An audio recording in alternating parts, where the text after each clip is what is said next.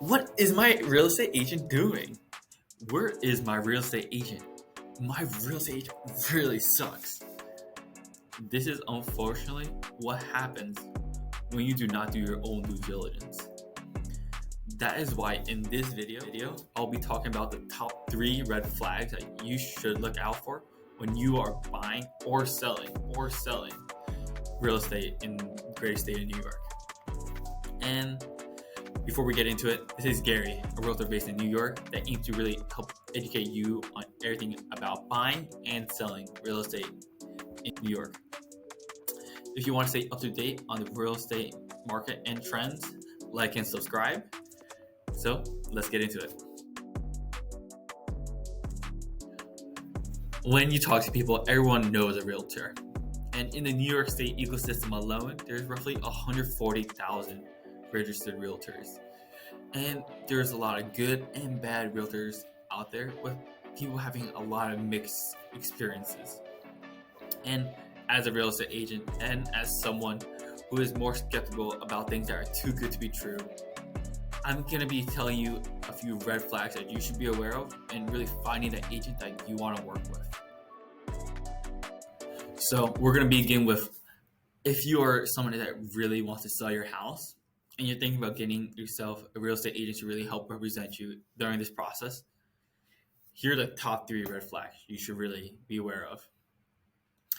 If you're talking to a real estate agent and they say a lot of big things, but they're the type to not really provide proof of how they aim to do it or really what they achieved based on what they're saying, you will need to take a step back and really question what they're capable of doing.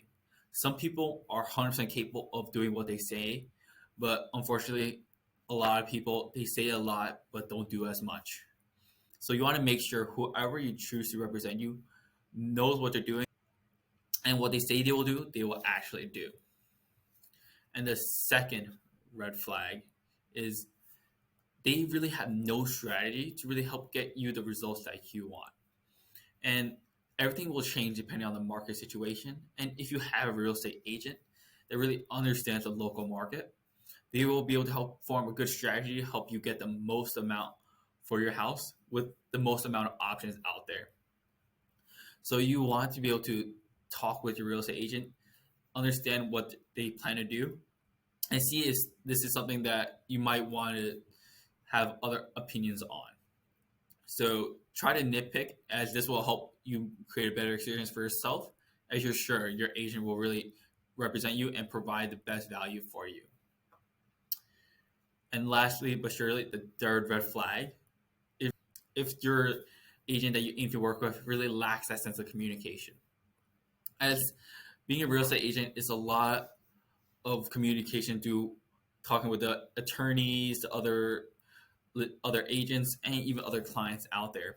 And you want somebody that has a communication ability and the ability to negotiate on your behalf. So the best way to really test if they are able to communicate well and negotiate well is simply during the time before you even meet with a potential agent that will work for you, is see how often and proactive they are in communicating with you.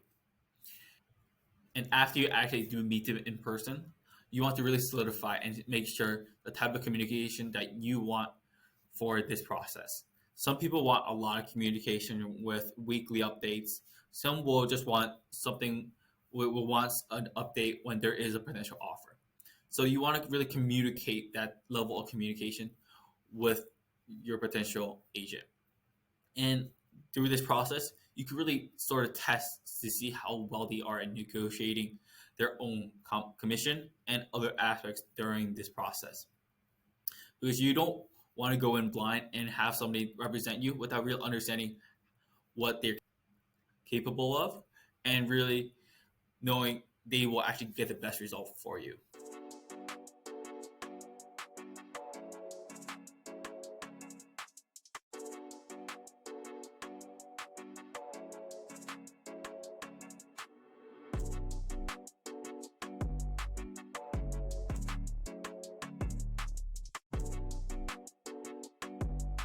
Now, for the buyers out there that really want somebody to help represent them during this process, here are the top 3 red flags for you.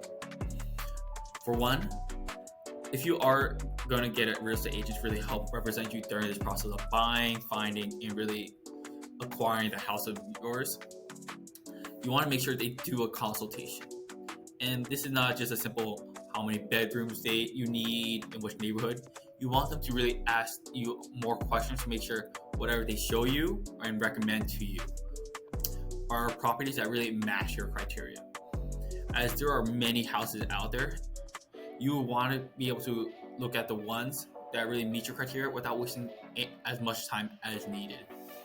Since during this time, there will be a lot of houses that pop up, but not many of them will really meet your needs for your family.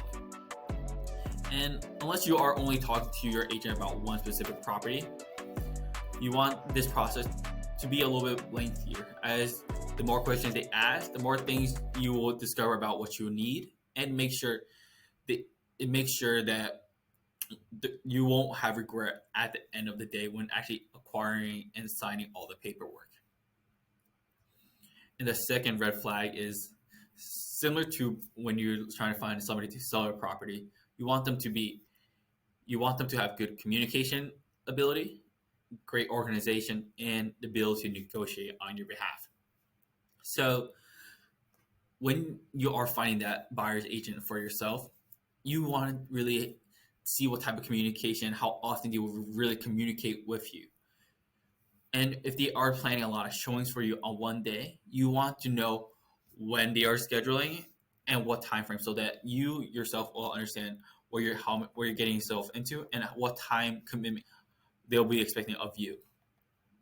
And during this process, you want to see that they are organized such that when they do schedule showings for you, they organize in a way where you are able to see these units and have a good amount of wiggle room such that if something does happen, you will still be able to see the units that you really want to see. And during this time, you can always test to see how good they are in negotiating by asking some nitpicky questions and trying to test what they are capable of, especially as this is something that will really key in on what type of price you will get at closing and during this whole entire process. And the third red flag is you can really see a lot of agents are considered buyer agents and they only help buyers. But a lot of times when there's a lot of people really putting that offer on houses, their buyers are not able to get it. And partly is really due to how persistent the buyer agent is, also considering the offer. But if the buyer agent is really persistent and really try to provide and prove that you are a capable client and somebody that can really close this deal, more likely than not, your offer might be accepted over a different offer. You want somebody that has your criteria in mind and really knows what you want and at what price point you want it at. So this way, you really get the most value from them.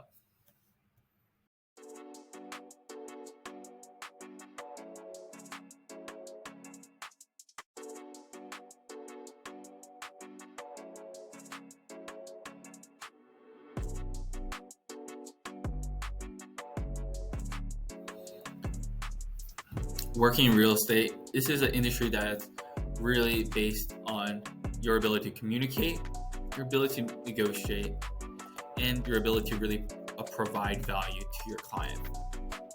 And there are many great agents out there, many agents that need to step up their game.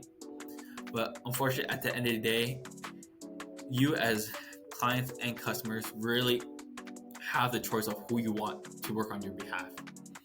So this is why I highly suggest you take that extra minute to really decide who has your best interest in mind. And there is many agents out there, and not every one of them is somebody that you would want to work with.